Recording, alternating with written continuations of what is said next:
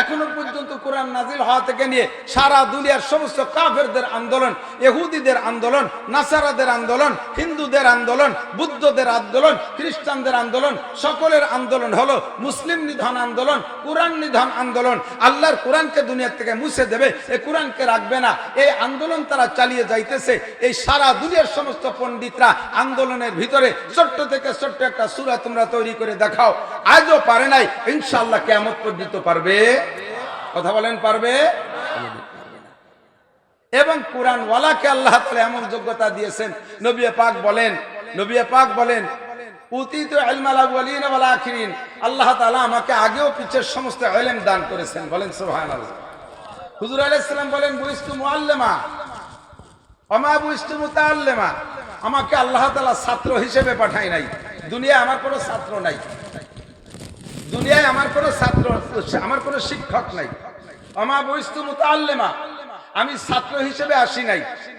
মা আমাকে পড়াই নাই, আব্বা আমাকে পড়াই নাই, দাদা আমাকে পড়াই নাই, মক্কার কোনো মাস্টার আমার নাই, মদিনার কোনো মাস্টার নাই, দুনিয়ার জাগতিক কোনো মাস্টার আমার নাই, আমি কাহারও ছাত্র না। বুইস্তু মুআল্লিমা, আল্লাহ তাআলা আমাকে উস্তাদ বানাই পাঠিয়েছেন। এবং এমন উস্তাদ সারা দুনিয়ার সমস্ত বিজ্ঞানীরা ঐক্য হয়ে যদি আমার নবীর সামনে এসে বসে, আমার নবীকে হারানোর জন্য নবীকে একটা অক্ষরও শিখাইতে পারবে না, এবং নবীর থেকে সকলকে শিখিয়ে যেতে হবে। মাধ্যম কি? আল কোরআন। বলেন মাধ্যম কি? মাধ্যম কি? আল কোরআন। আপনাদের বিশ্বাস আছে তো? কোরআনের কোন একটা আয়াত কি বর্তমানে অসামঞ্জস্য এই জামানায় চলে না, এরকম কোন ওয়াসাল আয়াত কোরআন শরীফের মধ্যে আছে নাকি? কে ধারণা সেরকম আছে? যদি সামান্য ধারণা থাকে তাহলে আপনার ব্রেনকে ওয়াশ করেন। সমস্যা আছে, আপনার ব্রেনের মধ্যে ত্রুটি আছে, পাগলা কারদে পাঠাইতে হবে। পাবনা চলে যান, কিছুদিন চিকিৎসায় আসেন। তাহলে পাবনার পাগলা কারোদের এই রোগের চিকিৎসা হয় না, এই রোগের চিকিৎসক আবার আলাদা। মুফতি নুরুল আমিন সাহেবের কাছে যান, হযরত মাওলানা মুস্তাক আহমদ সাহেবের কাছে যাবেন, শিব্বির আহমদ সাহেবের কাছে যাবেন, চরমুনার পীর সাহেবের কাছে যাবেন। এরকম বড় বড় উলামায়ে কেরামদের পাগলা কারদে যাই আপনার এই পাগলামি সুস্থ হতে হবে, নইলে জাগতিক কোনো বই পুস্তক পড়ে এই পাগলামি সুস্থ হওয়া যাবে। এই কোরআন শরীফ কি রাসূলের জামানায় চলতো আর এখন চলে না এরকম? আর 10 বছর চলবে, তারপরে চলবে না এরকম? কিয়ামত পর্যন্ত চলবে কি চলবে না? চলবে, চলবে। কোরআনের আদর্শ আজ থেকে 1500 বছর আগেও যেমন চলতো এখনো চলে। দুনিয়ার মানব রচিত আদর্শ কিছুদিন চলে আর কিছুদিন পর পর তা নবায়ন করা লাগে। জাতীয় সংসদে সংসদ পরিচালনা হয়, যে সকল সংবিধান আছে, মাঝে মাঝে সরকার নিজেরাও থাকে। 20 বছরের ভিতরে সরকার, আওয়ামী লীগ সরকার কয়েকবারই তাদের এই কি বলা হয় সংবিধানকে পরিবর্তন করেছে। সংসদে যে সংবিধান পরিবর্তন হয়, আমাদের কোরআনের সংবিধান 1500 বছরে পরিবর্তন হয় নাই। আল্লাহ পাক তাও চ্যালেঞ্জ করে বলেছেন লা তাবদীলা লিকালিমাতিল্লাহ, আমার এই সংবিধান কিয়ামত পর্যন্ত পরিবর্তন হবে। একটু বিশ্বাস করেন, স্বীকার করেন, কিয়ামত পর্যন্ত পরিবর্তন হবে? হবে না। তো এই কোরআন শরীফ 1500 বছর চললো, আরো যদি 1 কোটি বছর দুনিয়া থাকে চলবে কি চলবে না? হযরত আদম আলাইহিস সালাতু ওয়াস সালাম থেকে নিয়ে কোরআন দুনিয়ায় আসার আগ পর্যন্ত টাইম ছিল সর্বোচ্চ 7.5 বা 8.5 বছর। সর্বোচ্চ 8.5 বছর। আদম আলাইহিস সালাম যখন দুনিয়া আসছে, নবী আলাইহিস সালাতু ওয়াস সালাম আসার আগ পর্যন্ত, আদম থেকে নিয়ে নবী আলাইহিস সালাম পর্যন্ত সর্বোচ্চ 8.5 বছর। এই পর্যন্ত ধরা হয় 9.5 বা 10,000 বছর আগে আদম আলাইহিস সালাম আসছে।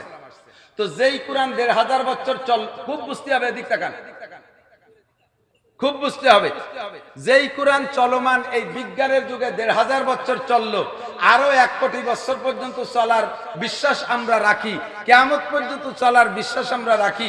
এই কোরআন শরীফ যদি আদম আলাইহিস সালামকে আল্লাহ তাআলা দিতেন, তাহলে মাঝে আরো 103 খানা, 104 খানা না মোট আসমানি কিতাব, মাঝে যে 103 খানা আসমানি কিতাবের আগে চলে গেছে, এই কিতাবগুলো তো লাগতো না। শুধু এক কোরআন শরীফ আদম আলাইহিস সালামের কাছে পাঠাই দিলে এই দিয়ে তো কিয়ামত পর্যন্ত চলা যেত। বুঝেন না এই কথা? ঠিক কি না? এই 1500 বছর চললো, আরো কিয়ামত পর্যন্ত চলবে বলে আমরা স্বীকার করে নিলাম। তাহলে ওই কয় বছর আল্লাহ তাআলা এত কিতাব কেন দিলেন? আল্লাহ পাক রব্বুল আলামিন জানেন রূহের জগৎ থেকে মানুষকে দুনিয়ায় পাঠাইছেন কোন জামানায় কেমন যোগ্যতা দিয়ে মানুষ পাঠাইছেন। যে জামানার মানুষের যোগ্যতা যেমন, সেই জামানার জন্য আল্লাহ তাআলা নবীও রেখেছেন সেরকম, সেই জামানার জন্য কিতাবও রেখেছেন সেরকম। কোরআন শরীফ এমন কিতাব, এত বিজ্ঞান ভরপুর কিতাব, এই কিতাবটাকে আদম আলাইহিস সালামের জামানায় দিলে তারা এই কিতাব থেকে বুঝতো না। এজন্য আল্লাহ তাআলা দেন নাই। ক্লাস 1 এর ছাত্র যারা তাদেরকে ক্লাস 5 এর বই দিলি বুঝবে? কথা বলেন। ক্লাস 1 থেকে 5 পর্যন্ত পড়াইতে যে শিক্ষক, এই শিক্ষক রেখে হাই স্কুলে দিলি চলবে? হাই স্কুলে দেওয়ার মতো যেই বই পুস্তকের যেই শিক্ষক, ওই শিক্ষককে যে প্রাইমারিতে দিলে তার মানসম্মত হবে না। হাই স্কুলে পড়ানো শিক্ষককে যে কলেজে পড়াইলে হবে না। হাই স্কুলের বই পুস্তক কলেজে দিলে তাদের তৃপ্তি হবে না। ঠিক না? আবার কলেজের বই পুস্তক হাই স্কুলে দিলে চলবে না। যে জামানার যে ক্লাসের ছাত্র যেমন, তাদের জন্য বই তেমন, তাদের জন্য উস্তাদ তেমন। আদম আলাইহিস সালাতু ওয়াস সালাম থেকে নিয়ে নূহ আলাইহিস সালাতু ওয়াস সালাম এই পর্যন্ত এই জামানাটা ছিল হলো পাতাড়িওয়ানের জামা। পাতাড়িওয়ান বোঝেন নাকি? আরে বুড়োরা নাই কেউ? তাল পাতায় লেখতাম আর তাল পাতার পাটিতে স্কুলে যে বসতাম, মনে আছে না মুরব্বীরা? আমার ভালো করে মনে আছে, আমিও সেই ক্লাসের ছাত্র। আমাকে ক্লাসের নাম ছিল পাতাড়িওয়ান। আমাকে গোপালগঞ্জে কইতো পাতাড়িওয়ান, পাতায় লিখতাম পাতায়। এরপরে যখন বেঞ্চে উঠাইতো তার নাম হলো খাতা ধরার ক্লাস। এরপরে ক্লাস 1 এ উঠাইতো, তার আগে পাতাড়ি। এখন তার নাম শিশু শ্রেণী না কি যেন নাম তুইছে, সবই তো পাল্টে গেছে। তো এই পাতাড়িওয়ানে বই ছিল একখান, আদর্শ লিপি। এই একখান বই পড়ে আমরা পাতাড়িওয়ান কাটাইয়ে তারপরে ক্লাস 1 এ উঠছি। 1 এ উঠার পরে 2 খান বই দিছে, একখান বাংলা একখান অঙ্ক। এরপরে ক্লাস 2 তে উঠছি, তারপরে 3 খান হয়েছে, সাথে একখান ইংরেজি। এরপরে 3 তে গেছি, সাথে আর একটু শক্ত অঙ্ক আসছে। এরপরে 4 এ গেছি, সাথে আরো সমাজ বিজ্ঞান ইত্যাদি ইত্যাদি আসা শুরু হয়ে গেছে, ধর্ম বই আসছে। এরপরে ক্লাস 5 এ উঠছি, তার ভিতরে লসাগু গসাগু ইত্যাদি ঢুকা শুরু হয়ে গেছে। তারপরে যখন হাই স্কুলে গেছি, তারপরে সেখানে যাইয়া বীজগণিত পাটিগণিত শুরু হয়ে গেছে। ঠিক না? আমরা যোগ্যতা যেমন নিছি, বই তেমন আসছে, উস্তাদও তেমন। আদম আলাইহিস সালাম থেকে নূহ আলাইহিস সালাম পর্যন্ত ছাত্র যেমন, নবী তেমন, কিতাব তেমন। নূহ আলাইহিস সালামের পরে আইসা ছাত্রদের যোগ্যতা বাড়িয়ে গেছে। আল্লাহ পাক রব্বুল আলামিন নবীও পাঠাইতেছেন, যোগ্য নবী আউয়াল রাসূল নূহ আলাইহিস সালামকে, তাকে কিতাবও দিয়েছে, শক্ত কিতাব।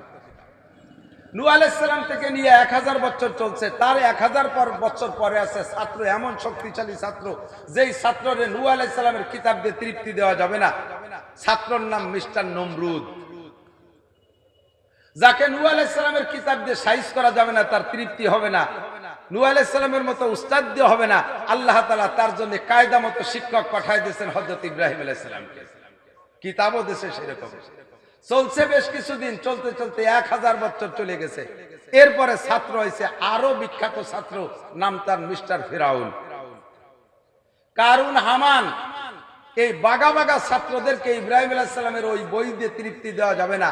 আল্লাহ তাআলা নবীও পাঠাইছেন, কায়দা মতো নবী, যার এক থাপ্পড়ে একজন মারা যায়।